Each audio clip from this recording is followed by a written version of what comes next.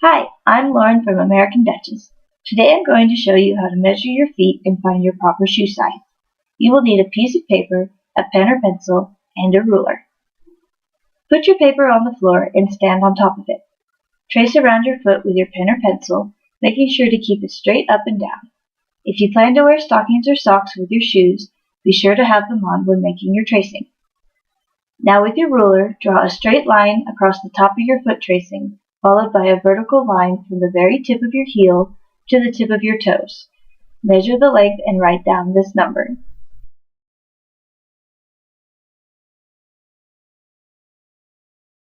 Also draw a line across the widest part of the ball of your foot. Measure the width and write down that number too.